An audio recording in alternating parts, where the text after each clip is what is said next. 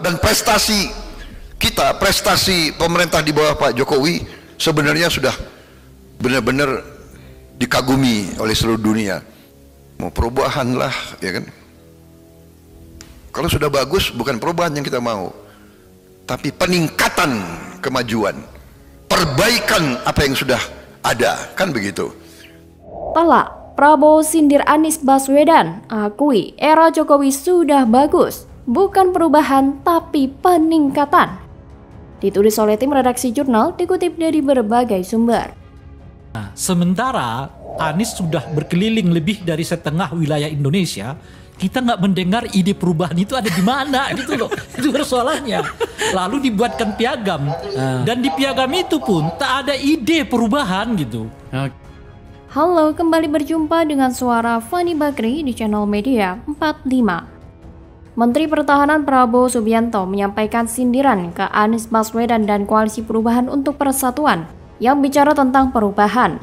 Sindiran itu disampaikannya saat menyampaikan pidato dalam dialog kebangsaan Sespim Lemdiklat Polri pada Jumat 16 Juni 2023 lalu. Dalam kesempatan itu, Prabowo menyebutkan bahwa prestasi Presiden Jokowi dikagumi oleh dunia. Prestasi yang disebutkan Prabowo Subianto diantaranya, yakni terkait pertumbuhan ekonomi dan penekanan angka inflasi. Sementara, perubahan yang dimaksudkannya seakan ditujukan untuk Anies Baswedan. Sebagaimana diketahui bahwa Anies Baswedan menjadi capres di Pilpres 2024 dari Koalisi Perubahan untuk Persatuan. Dalam beberapa kesempatan, dia menggaungkan perlu adanya perubahan di Indonesia. Dalam pidatonya, Prabowo Subianto menyebutkan perlu pengakuan atas prestasi yang telah diraih. Namun bukannya pengakuan atas keberhasilan pemerintah, melainkan Prabowo Subianto mendengarkan ada yang menginginkan perubahan. Prabowo menegaskan bahwa apa yang dilakukan pemerintah di bawah kepemimpinan Presiden Jokowi sudah bagus, sehingga menurutnya perlu adanya peningkatan kemajuan dan bukan perubahan. Dia menegaskan bahwa dia menyampaikan hal bukan sebagai bentuk kampanye, melainkan bicara tentang kebangsaan. Dia menyarankan bahwa pertumbuhan ekonomi Indonesia harus di atas 5%, sebab angka tersebut mampu akan membuat Indonesia semakin maju ke depannya. Sebab jika tetap di angka 5% atau lebih rendah tidak akan lolos menjadi negara maju.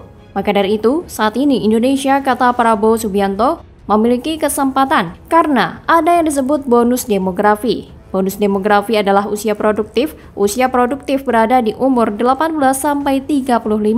Sehingga kalau mayoritas bangsa kita itu usia produktif, bisa manfaatkan ini untuk take off atau bangkit.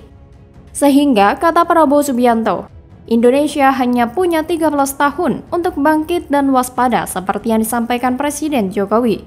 Jadi bisa dibilang pernyataan Prabowo sangat telak untuk Anies dan Koalisi Perubahan yang ingin merubah tatanan bangsa yang sudah tertata rapi berkat Jokowi. Karena memang Anies tidak mau mengakui keberhasilan Jokowi yang juga diapresiasi oleh banyak pemimpin negara luar. Jadi, maunya Anies membuat program tandingan dengan merubah semua yang dibangun Jokowi dengan slogan perubahan. Padahal inflasi Indonesia saat ini berada di angka 4%. Jika dibandingkan dengan negara-negara lain, tentu jauh lebih baik. Pertumbuhan ekonomi Inggris saja 0,2%. Kemudian Singapura yang dari dulu selalu dikagumi berada di angka 0,4%. Namun yang terjadi sebagai bangsa Indonesia, banyak kelompok-kelompok pembenci Jokowi tidak mau mengakui keberhasilan bangsa sendiri, termasuk keberhasilan Presiden Jokowi. Tapi di sini menurut saya, tujuan Anies ikut berkompetisi dalam Pilpres 5 tahunan tersebut untuk membalaskan dendam ke Jokowi. Padahal kita semua tahu, lawan Anies ke depan bukanlah Presiden Jokowi, tapi Prabowo dan Ganjar Pranowo. Tapi rasa sentimen Anies terus ia perlihatkan. Salah satunya adalah dengan mengkritik segala kebijakan-kebijakan Presiden Jokowi baru-baru ini. Dengan sok merasa hebat dengan begitu pedenya, Anies mengatakan akan melihat kembali ke belakang untuk tujuan didirikannya bangsa ini. Apa sudah pada rel yang tepat atau melenceng dari jalur yang sebenarnya? Karena dari pernyataan Anies sudah cukup gamblang bahwa dirinya akan mengubah apapun, termasuk tujuan sebuah bangsa bila dianggap melenceng dari yang diyakini oleh Anies sendiri. Dan sangat jelas tujuan dirinya hanyalah untuk kekuasaan. Jadi, di sini fix Anies memang pantas dijegal. Bukan oleh Jokowi, tapi oleh kita yang sangat mencintai negeri ini. Bagaimana kalau menurut Anda?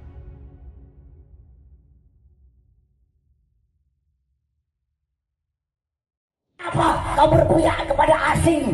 Anjing, babi. Kenapa engkau tipu-tipu kau punya rakyat?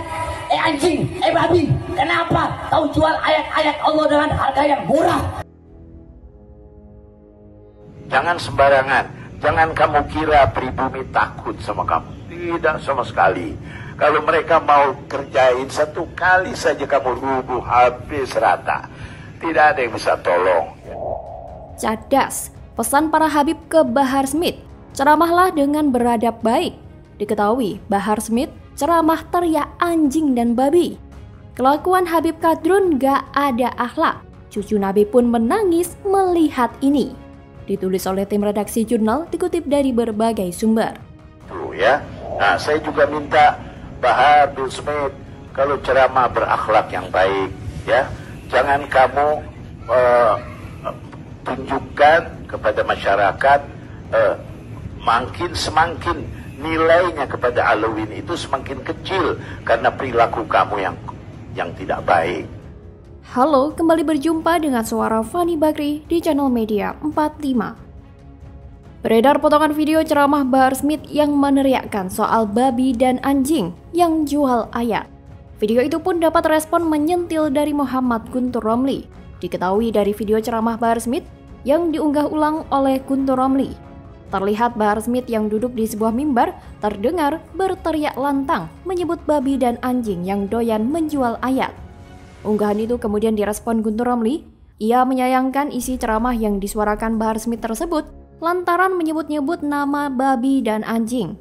Menurutnya, babi dan anjing tidak bersalah lantaran tak pernah melakukan keburukan seperti yang dituduhkan. Padahal, anjing dan babi tidak pernah melakukan keburukan-keburukan seperti yang dituduhkan. Kicaunya. Bahkan kedua hewan itu juga tak pernah memaki seperti Bahar Smith. Tak hanya itu, publik pun turut menyayangkan ceramah dari Bahar Smith tersebut. Habib Abu Bakar bin Hasan Al-Atas Az-Zabidi, tokoh publik salah satunya yang menyampaikan pesan nasihat untuk Habib Bahar bin Smith. Dia meminta agar pemuka agama berambut pirang itu segera memperbaiki caranya berdakwah. Bagi Habib Abu Bakar, cara Bahar bin Smith berceramah justru menyusutkan nilai-nilai kebaikan yang hendak ia sampaikan. Pasalnya, Bahar Smith kerap memakai kata-kata kasar dalam menyampaikan dakwah. Menurut Habib Abu Bakar, cara itu sama sekali tidak berakhlak.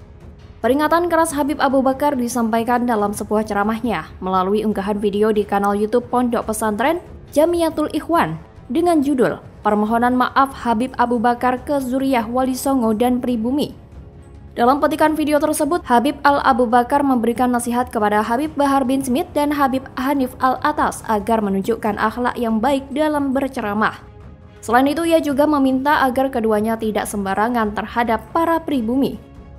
Dia mengatakan masyarakat pribumi sama sekali tidak takut kepada mereka. Jadi dalam berceramah mereka perlu berhati-hati. Dia menegaskan jika masyarakat pribumi terlanjur sakit hati, maka efeknya jelas sangat berbahaya. Untuk itu dia kembali mengingatkan mereka agar segera membenahi akhlak mereka yang menurut Habib Abu Bakar masih berantakan. Sebenarnya orang-orang tertentu yang disebut Habib karena memiliki 3 sifat utama. Pertama, ia keturunan Nabi Muhammad SAW. Kedua, berilmu yang luas. Dan ketiga, berakhlak yang luhur. Gelar Habib adalah gelar yang diberikan kepada seseorang yang merupakan keturunan Nabi Muhammad SAW.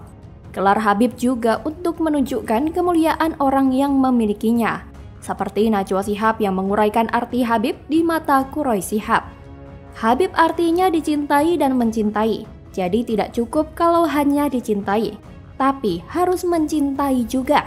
Tidak punya kedengkian, harus selalu rahmat, selalu terbuka pada perbedaan. Namun beberapa tindakan yang dilakukan Bahar Smith dinilai kurang layak disandang oleh seorang Habib.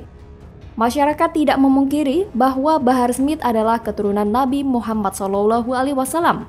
Namun melihat perilakunya beliau, masyarakat tampaknya mulai enggan untuk menyematkan gelar Habib di depan namanya.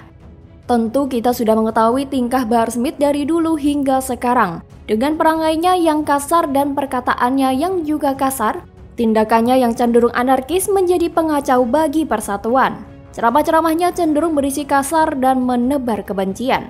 Bahar bin Smith tidak layak disebut sebagai tokoh agama yang terhormat atau pendakwah, mengingat kata-katanya kerap menyesatkan dan provokatif. Jadi, bagaimana kalau menurut Anda?